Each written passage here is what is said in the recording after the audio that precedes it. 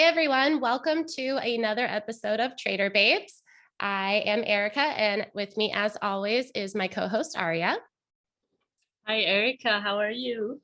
Doing good, doing good. I'm really excited for today because we're going to be doing part 2 of a big interview. So just a reminder to everyone listening and watching, please don't forget to like and subscribe and follow at Trader Babes on Twitter. And we are being joined today by last week's mega guest, the veteran trader, brokerage owner, market maker. I mean, there's so many words to describe him, but we know him as Guy Gentile. Absolutely, the gem of the game. I cannot believe we get to talk to him again. This is really exciting. The wealth of knowledge again that this man has. You really want to tune in and listen to, because to be honest with you, after trading 3 years with him, the things he teaches, nowhere you cannot learn this stuff from anyone else. So, well, he just heard your flattering comments. They are all true. Thank you so much for joining us again today to finish your episode with us. We want to talk to you about a few different things. Of course, the current market. We would really love to get some of your expert trading opinions, a little bit of time, or a little bit of talking about your time being owning a brokerage firm, and maybe some useful tips for newer traders. How's that sound? Sure, sounds good. All right. So when we last spoke with you, we had that Elon Musk Bitcoin fiasco, and the market was starting to fall quite a bit. Are you watching anything in particular right now? I can't say there's any particular stock that I'm watching, no. I did watch the rebound in crypto when it bottomed out, I believe, yesterday. Mostly Bitcoin hit, 30,000, or just slightly below. Ethereum hit 1,900. And you said last time if it hit 30, you were going to load up, right? Did you? I did, and unfortunately I was just not at my computer when that was down there, and I'm just didn't get a chance. It just happened too fast. I didn't get a chance to do any trades at all yesterday. But we did bounce, right? We're bouncing across the board. So just a shakeout, kind of like what we talked about in my last call, right? When I talked about my Yahoo trade, right? The manipulation of the market. They just bring it down just to rip it back up to new highs. That's what, these last few days were. It's just a shakeout. You have a ton of retail in, they're all long. There was no new buyers to make it go higher for now. So they shook the tree, and I'm sure that most of the buying that came in to, the good, like the Ethereums and Bitcoin and so on were probably mostly institutions. We're buying that big dip. I agree with you. And actually, Aria had some interesting data that I haven't even looked at yet. What is that, Aria, that you were wanting to share with him? I don't even know what it was. JP posted this in the room, and I thought it was really interesting. I don't know if you had a chance to look at it, Guy, in the room, but it was the current repo chart from last night and how much the Fed had spent yesterday. It superseded the amount of money they spent. So you're saying the amount of money that the Fed spent yesterday versus any other day in the last recent months was the highest. Even listen, the government cannot afford for people to lose confidence in the market at this point, because let me tell you something. When the market is up, right, even though your money is in the market and it's not actually in cash, people will spend more money when they see that they're worth a lot of money. So their spending habits change. If the market drops, all of a sudden, it's like your spending habits are going to drop. You might not take that vacation. You might not buy that new car. You might not do certain things. And the government, they need you to do those things. They need you to keep spending. Do you see the chart on your screen? He's always just knows it all. Well, no, I just wanted to see if he was able to see it, because I did the screen share, but I just wanted to make sure he could see it too. I'm on my phone, so it's a little bit small. Okay. No problem. Right answer. He already knows what's going on. Yeah, listen, it makes sense. They have to rescue the market under any circumstance. They just have to. So like right now, we're not going to have probably a real crash, even though some people are calling for a crash at the end of this year. I just don't think we're going to have one. We'll have pullbacks. You know, we already had a crash. Crashes happen every 10 years. So it's, you know, the Fed's not going to stop printing money. So as long as they don't stop printing money, there's not going to be a crash because there's just going to be more money to put into the market. What hold it about up. inflation, Guy? So if it reaches a certain point, they would have to pull back with these easy monetary policies, correct? Do they have any other way?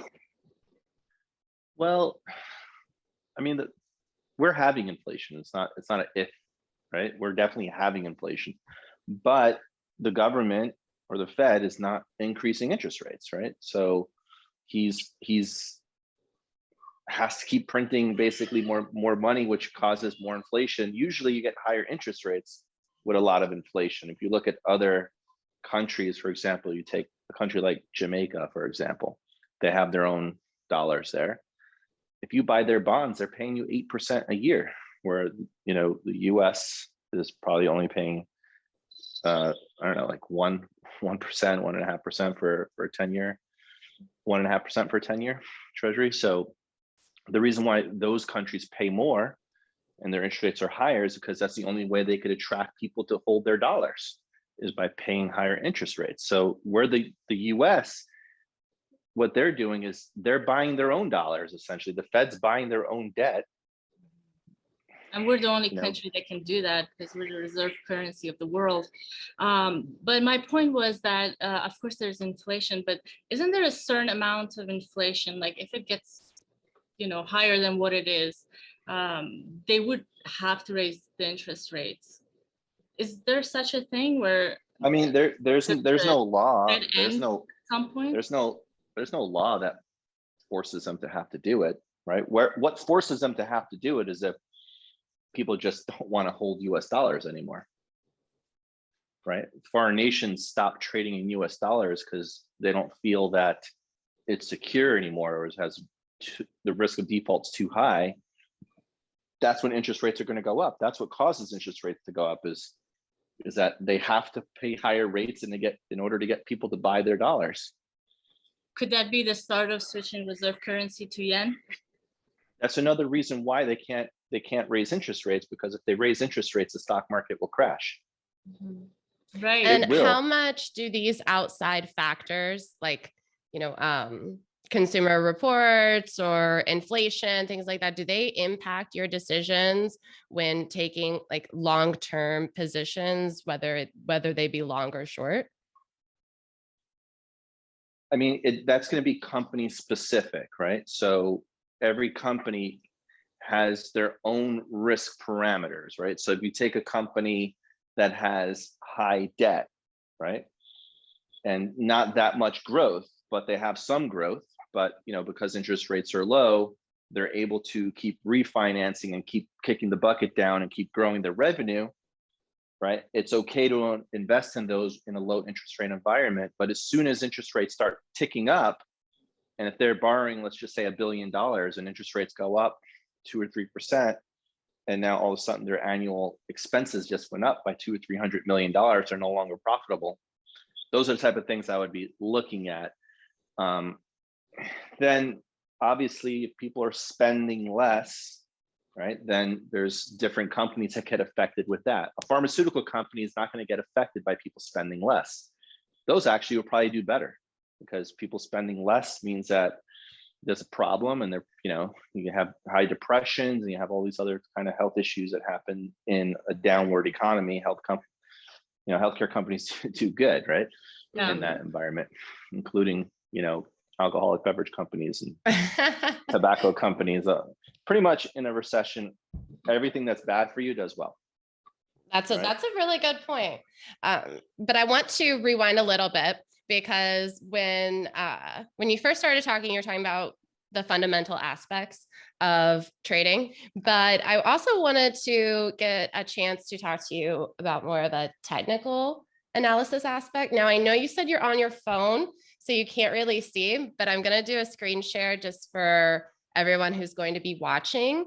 And if you could just walk us through, like, when you're looking at a chart, what are the, like, besides the fundamentals that we discussed on the last episode, what are like the 3 to 5 things that you're paying attention to the most, or that you're looking for the most? And just to let you know, the one that I'm sharing today is VIAC, which is up 3.5% right now. This is a stock IAC. Yeah, VIAC, Viacom. So recently, this was one of the stocks that were part of the large hedge fund dump when they dumped billions of dollars. So I just wanted to see, when you pull up a chart, whatever the stock is, what are the, as far as technicals or price action go, what are the things that you're paying attention to the most? Well, I mean, this is a daily chart, I'm assuming. I have the 5-minute pulled up. So if we were doing like a day trade, or I can pull up whatever time frame you prefer. Okay, that's fine. I just want to know, because the time frame matters as far as what the trade is. If a 5-minute chart, then that's a day trade, right? A daily chart, then you're looking at a longer term swing trade. Always remember, like in longer term charts, the technicals are driven by the fundamentals and not the other way around, right? In the shorter term charts, it's price action that drives the move, right? Is there stocks moving up? There's too many shorts in. It probably might have a little short squeeze. Not enough shorts, it's probably going to get this demolished with shorts coming in, right? So price action, volume. This stock is a 5-minute. I'm assuming the volume bars at the bottom right there, right? Yes, the blue. In the blue. So that's pre-market prior to that. So like it looked like it ticked up, market opened, pretty much in the first 5 minutes traded the most volume the entire day at the highest prices, and then started to sell off. So without knowing anything about this company, it's to me like range bound until probably 3:30, just looking at this chart. And it is, if you look at the chart, it's just range bound, pretty much stuck in a channel. You could draw a line on the bottom, draw a line at the top. If there's a breakout of either one of those, and that's the direction it's probably going to keep going in. So and pretty simple. Do you have any favorite indicators that you like to use, or do you really like to concentrate on the level 2 and the time in sales? So it depends on the type of stock that it is. Every stock trades differently. How much volume it had makes a difference. Something like this, without knowing what the volume is, like I said, I think it's in a channel. I would be using a MACD divergence. I would be in convergence, right? And a Keltner channel. Those are the main 2 that I would be using. And then I would draw my own lines basically as well, to kind of like see where the breakout or breakdown points would be from and trade off of that. So like something like this, if I'm just going to day trade it because it's got a lot of volume, whenever it gets to the lower channel, I'm going to pick up some shares, not scale in. If it continues to sell, I'll stop out. If it bounces like I would hope it would, because it's in the channel, then it's when it hits the medium of the channel, I'll sell some or half, and then as it gets higher, I'll scale out of the position. I usually never just completely exit with one order.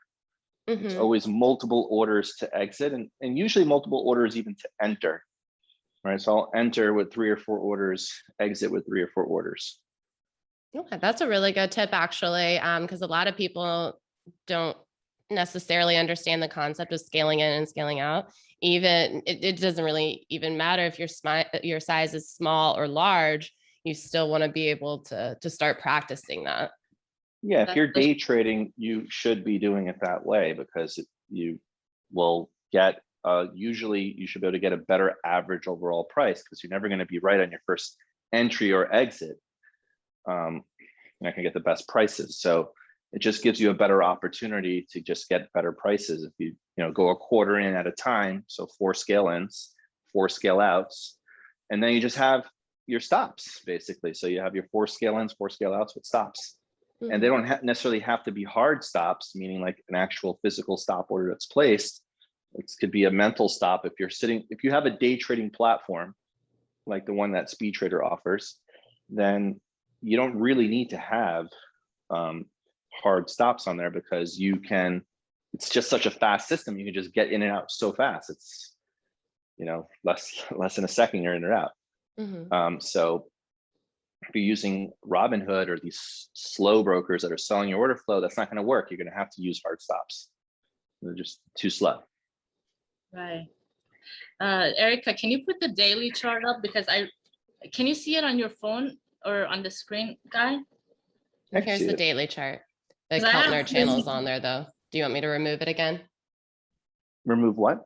I had added the Keltner channel when you were speaking about it. And so on the daily chart, it's kind of hard to see. So for two reasons. One, I think Guy might actually be interested in this. The catalyst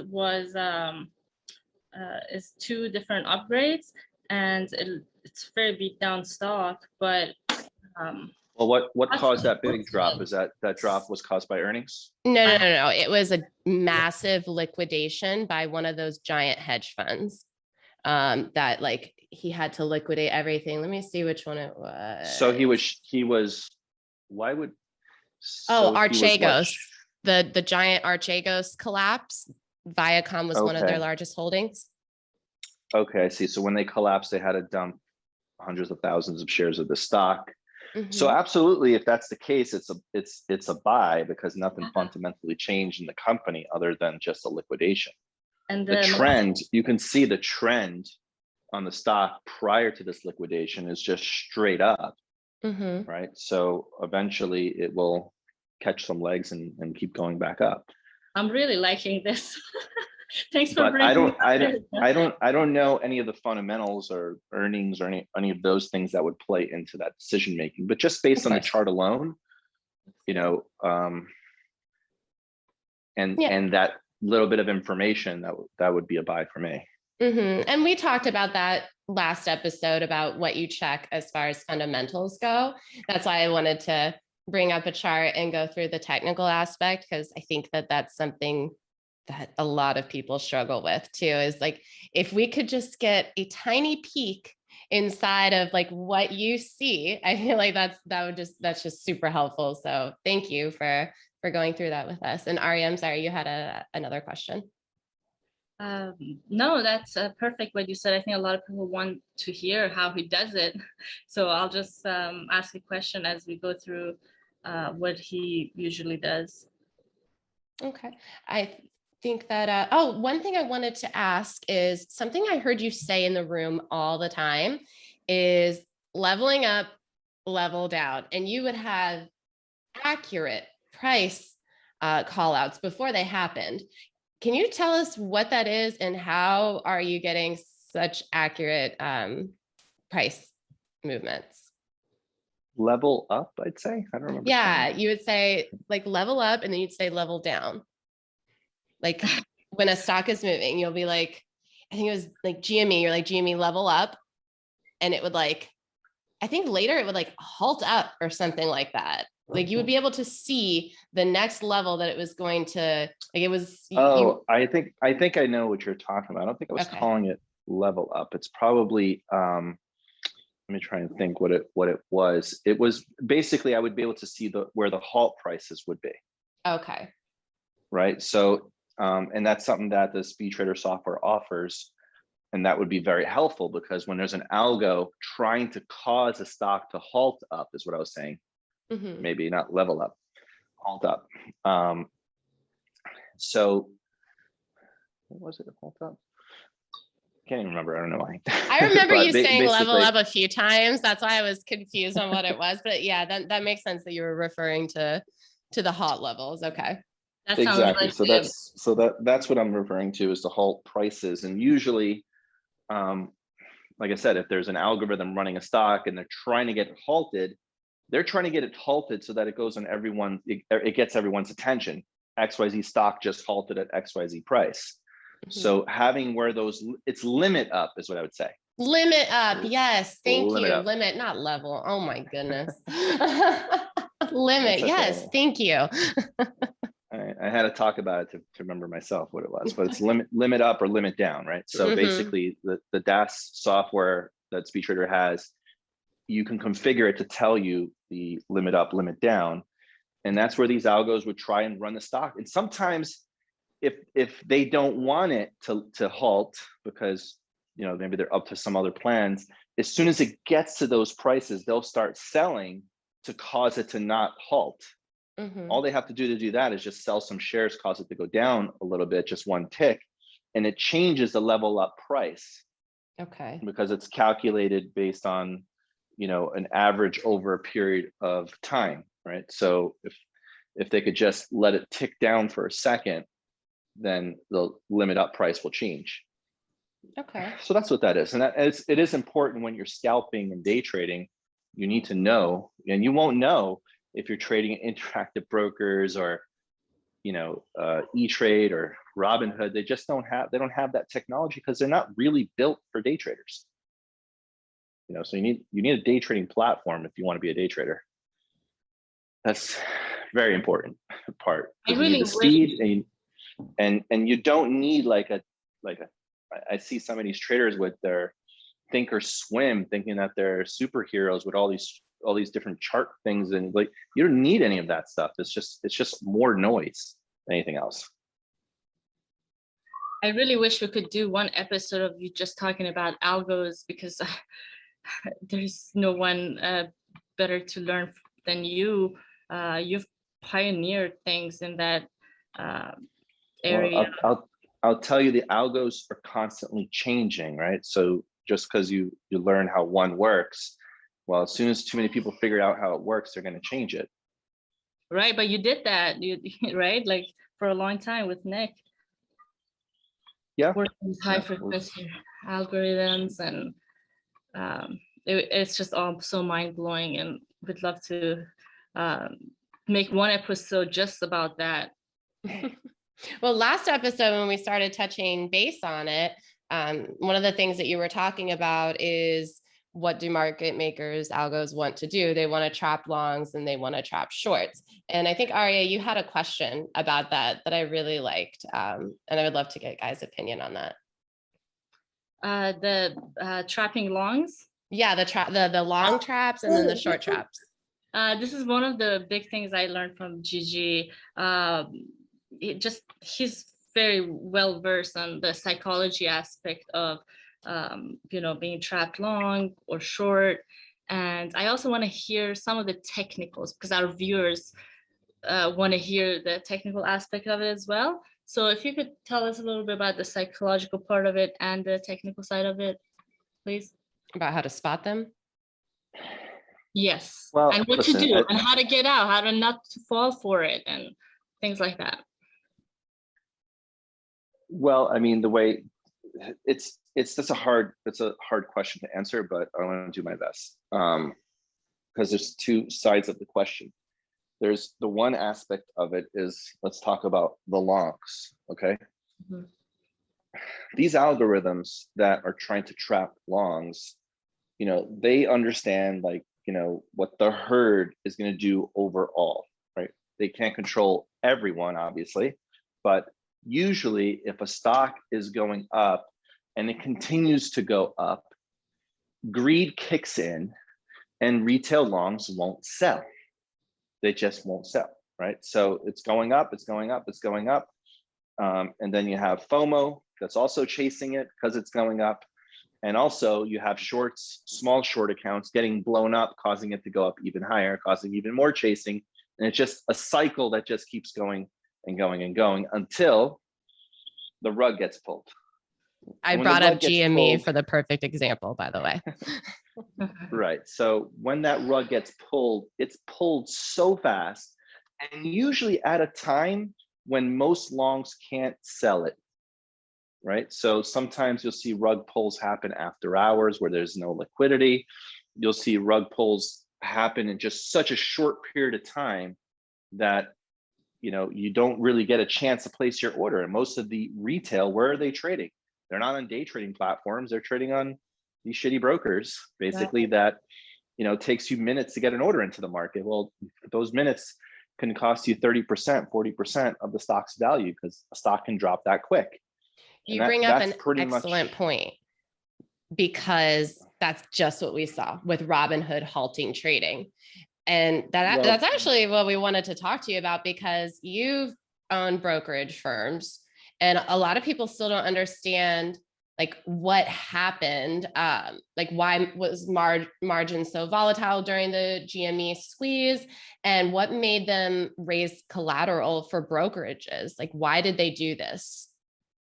So every broker, is either an introducing broker or a self-clearing broker, right? Okay.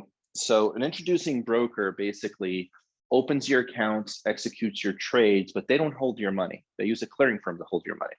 Many brokers use that, right? So there's big clearing firms out there. That's the business that they're in.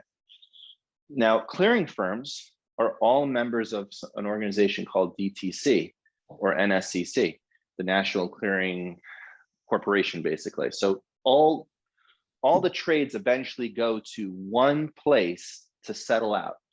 And that one place requires money from all of these brokers in order to settle these trades. When you have something like, everyone buying, GameStop on Robinhood, and Robinhood was given leverage on it, well, that leverage is not coming from DTC or, it's coming from Robinhood. So Robinhood is lending out money 2-to-1 or intraday 4-to-1 to do these transactions. But so many people bought it, right? And they didn't have enough money to basically send to DTC to settle their transactions. So they had to basically stop trading, limit margin, because they literally didn't have the money. Okay. The clients had their money, but Robinhood can no longer lever them up. And there's usually like a trade plus 2 days settlement between the brokerage and the clearinghouse, right? Plus DTC themselves can increase the cash requirement because of the volatility on the stock. And that's what happened. That's why it was not necessarily Robinhood's fault that happened. It's just they just had the most people buying it. But it actually happened for the most part industry wide. It wasn't just them. Mm-hmm. They're just the one that, got shit on. Yeah, I think they were the ones that stopped the trading altogether first. I know a lot of brokerages never fully stopped the trading on it. And I wanted to get a little bit more clarification on that settlement period that happened. So basically, it's you do your trade, and then it takes 2 days for your funds to settle between the brokerage and the clearinghouse. What happens to the funds during that period? So most people are trading in what's known as street name, meaning that your trades are going off in your broker's name, not in your name. Okay. On the street, right? So if you look at any time you open an account, if you actually read through the fine print, you're going to see somewhere that you're trading in street name. And that basically means the brokerage house's name. So your money is with your brokerage house, your clearing firm. Your clearing firm has to settle that transaction with DTC. Okay. Right. So DTC is basically there as the middleman saying, hey, XYZ firm, you owe me 10,000 shares of GameStop that I have to deliver to Robinhood because they bought it. And Robinhood, you need to give me all this money so that I can pay, Peter, for example, the other broker, for those shares. And they didn't have the money to pay for it. Are there any alternatives to that type of settlement for the trades? Because it seems like hindsight's 2020. It was very easily to get messy. That's the only way to settle a transaction that's electronically traded. Okay. Otherwise, you're talking about certificates being sent back and forth, mm-hmm. which is extremely costly and takes a long time. So it's not possible. That's how stocks used to trade back in the old days, that you'd literally, be transferring the stock certificates back and forth with people. But, that's where DTC came in and solved that issue. And that's why we have online trading now. Do you know any high profile traders either Puerto Rico, because you probably know a lot of them that were involved in GME, and how you know.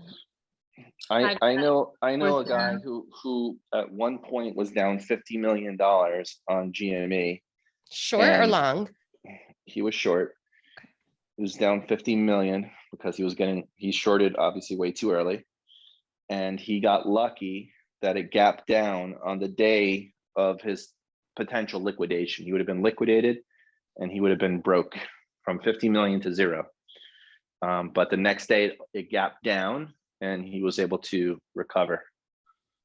I don't know how he recovered everything, but he was able to recover.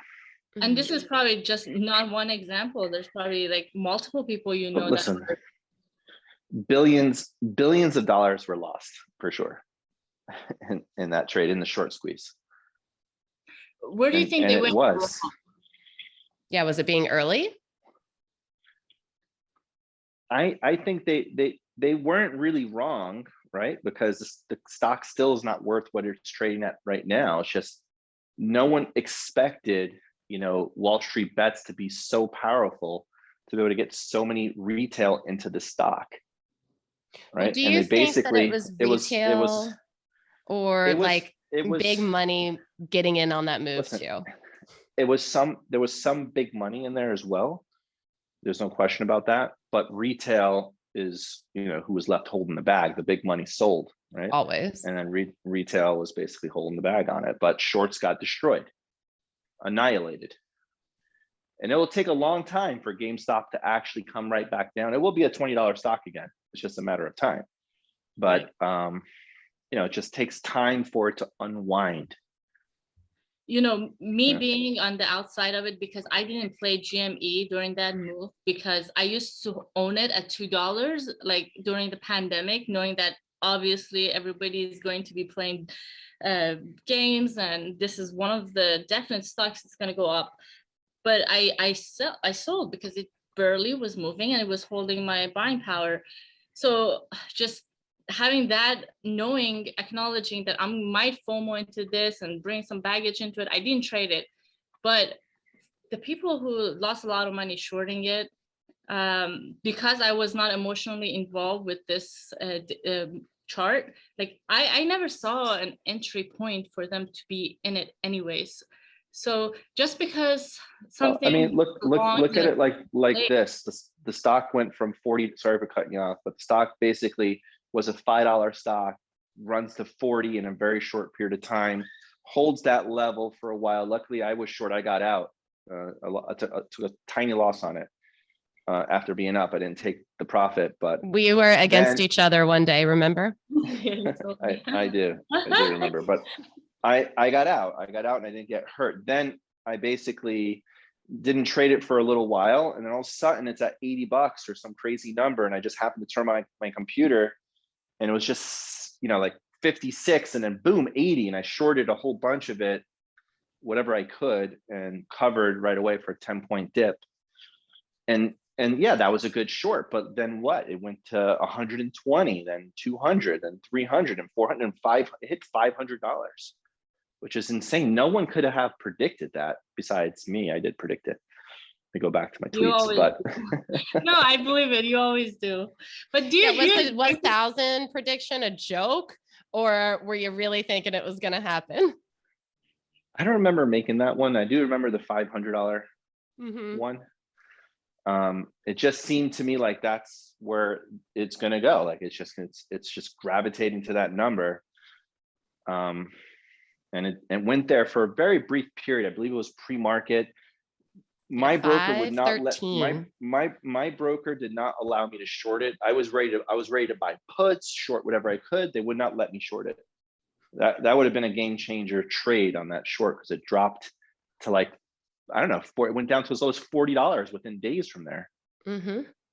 Well, right now there's an incredible opportunity still to short this, especially if I'm not going to jump on it. I only trust my daily chart on weakness. I will go either way it tells me, but just a little bit of more market weakness and some technicals on GME showing weakness, like below 150, hitting it again. I'm gonna bank on this.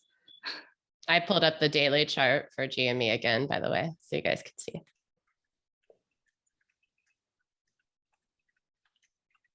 Yeah, just it's been consolidating, but when things fall, they fall real fast. Something Gigi taught me. What would you voice in my head while I'm trading? Yeah. Well, that's good. That's a good voice to have in your head. That's for sure. To kind of rewind a little bit on what you were saying, when we were talking about like people getting blown out from their short positions. I know you had a question for him about, like the big mistakes that we see more often than not. I mean, they say only 10% of traders actually make it. So Guy, what is the biggest downfall of traders that you see? Or is there one like that's most common? Well, I would say probably the biggest issue traders have is, even the ones that have already been successful, is getting complacent, all right, and not follow the process.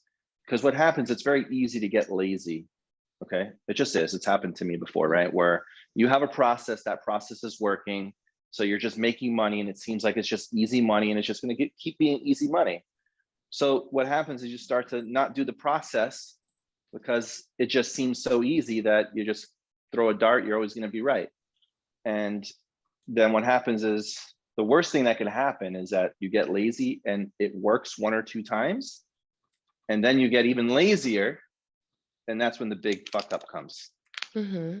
And right? another thing we were talking about recently that kind of goes in with that, is the laziness. You said, in order to survive here long term, you have to be able to adapt and adjust constantly. So would you say that that's a big part of that too? And then not becoming complacent, being able to modify what you're doing? Absolutely. Learn from others, don't follow others is another one. Don't follow other people's trades, right? Learn from them. Don't follow their trades. Do your own research, then decide if it makes sense or not. Always, basically, it's harder to do when you're day trading, okay? Because you're in and out so fast, and it's a lot easier to make mistakes when you're day trading. Where if you take your time and do like a longer swing trade that you had time to research it, time to look at the chart, time to like really get a good understanding, and also have a game plan of how you're going to enter, how you're going to exit, right? Whether it's for a gain or for a loss, that's going to be an easier way to start trading, is under, that type of trading mindset, versus, just going into a chat room and following someone like me. You're not really going to learn. I mean, I try to explain the process as much as possible, but if you're just going to try and do what I do, you're probably going to lose money, because you're just not going to really understand what I'm doing. Then you start doing it on your own, and without really understanding the process. You got to understand the process. Oh yeah, no matter what, even if you're talking to us, we're not in your head. We can't, we don't hear all of your thoughts. Right. Yeah, I got you. So it's kind of, like flying a plane. You don't just jump in and think that you can fly the plane, right? You have to learn how to do it, learn what all the risks are, and have your process, your safety check, so to speak. Every time a pilot gets in a plane, he does a safety check, right? So it's about discipline of doing that safety check. And that's what I'm talking about, is that discipline. If you don't have that discipline to follow the process, you're going to lose money eventually, no matter what. It's just going to happen. You might get lucky 1 or 2 times, but the third time that you're not lucky, it could wipe you out. Right. That reminds me of the other day. I was driving and there was like a turn left, right light that I tried to take, and I almost got hit by the car, but I didn't. And I was thinking the same thing as trading. Like, when you start becoming a day trader, you just, everything in life, you want to learn from real life to apply to trading, from trading to real life. So I'm like, yeah, of course I made it this time. Maybe I'll make it next time. But this is not something I want to do, because sooner or later, I'm going to get hit and my car is going to be totaled, right? So yeah, I could pass that and be okay once, twice, but definitely it's not a freaking strategy. And if it is, you got to cut that off. So yeah, like Erica said, 10%, or some say only 1% of traders are successful traders, and many of traders actually do know how to trade, but they don't end up being successful. What do you think your edge was and is for you to constantly be profitable? Well, I think, having been a broker for 20 years, I've been able to witness, a lot of people losing money. So don't do what they did, which is don't. Right. So that has a lot of value that, a lot of people can't really understand unless they've seen it. But especially Bravo was saying that. When I was young, I remember in my 3rd grade, someone said, or it was in one of our books, it said, how did you learn to be polite? And the answer was, I looked at the people that were unpolite and I did what they didn't do. And this is really good. Like, keep that in mind, what you just said. Just look at and I've also learned too from watching successful traders as well over the years. And the ones that made money are the ones that were disciplined and had a process.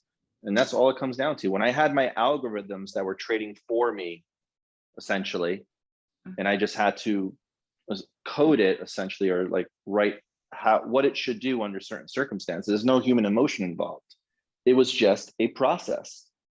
It's very hard as a human being to trade that way because we have emotions that will affect us, affect our decision making. But not everyone can code out an algorithm because, it involves a lot of money and other skills outside of trading, of understanding how other things work and how to put them together. But if you can, as a trader, be robotic in your process, you have a much better chance of making money. But you don't jump in and start buying anything off because someone told you, hey, buy the stock, it's going to go up. No, do your own research.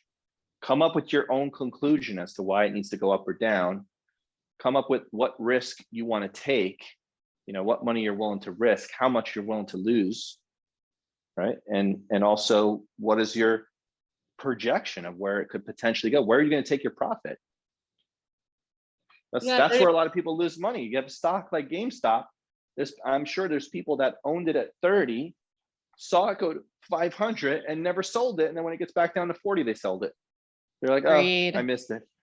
Right. So yeah, so you have to have a target. Like, how do you stick to the plan? Some people like me, I have plans going in and out, but like probably 80% of the time I end up not following it. Not 80 anymore, but like literally a high percentage of the time. And I'm not happy with that. I really want to change it. How do you stick to it? Well, like I said, that's the hard part, is having the discipline. What you have to think to yourself, you have to have a loss in trading, and many people that have trading have had a loss, and you have to figure out how to remember that feeling of loss, and that will help you stick to your plan. Interesting. How did you feel when you lost money trading? Like when you lost a lot of money, how did you feel? Fucking angry. My weekend was ruined, and just the way I talked to my family was different, everything. So when you're deviating, remind yourself that. Yes, that will help. Note. Right? Wow. I don't think I've ever heard another trader mention that. That's incredible. Thank you. I love that tip. If you could even record yourself on how you feel when you have that loss, so that you can play it back to yourself once in a while, be like, it really is a shitty, fucked up feeling. Like, it's undescribable to someone that's never had a trading loss before. Mm-hmm. So especially a big one. Note. Yeah. So if you can remember that, then listen, humans are they're trained to like not remember those things, where it's like we only want to remember the awards we get. So when you make a trade, you're thinking about how much money you're going to make, because that's the reward. Okay. You're not thinking about how much you could potentially lose, but you have to think about that. You have to force your mind to stop thinking about the potential gain And if you think about the potential loss instead, you will make different decisions. You might even not make that trade, which is fine because you potentially avoided a loss. Right? I love that advice. You have to, as a trader.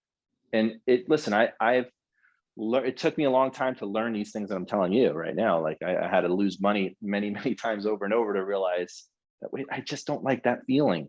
How could I avoid that feeling? Mm-hmm. So that's why, if you notice, a lot of times on Fridays, I would take it really, really slow. I try my best, okay? And it wasn't always, but I try my best. If you remember Alpha, it's like, it's Friday, no need to be a hero. Because you don't have your redemption day.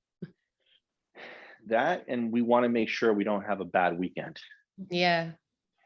Right? Right, copy so, and JP.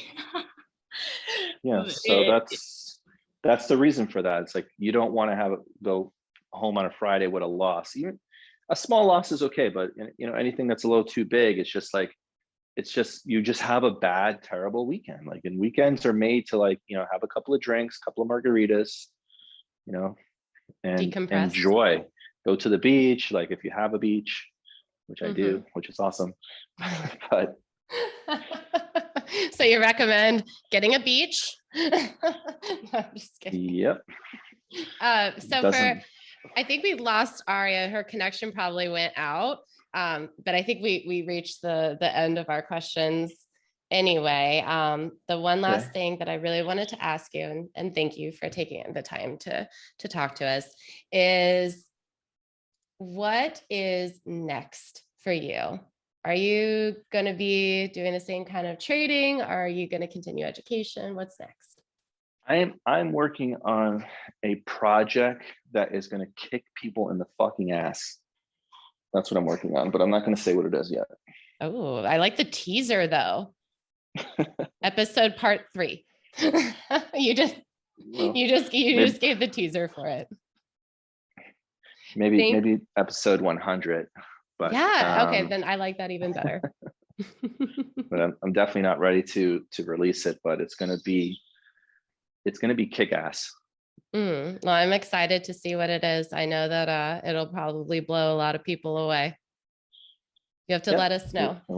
It will. All right. Thank you so much for coming on and talking with us. And we'll see you again soon. And I sent you a message with something about algorithms. I'd love to get your take on it. It's really interesting. So, and your experience with that, I sent you a message whenever you have a chance.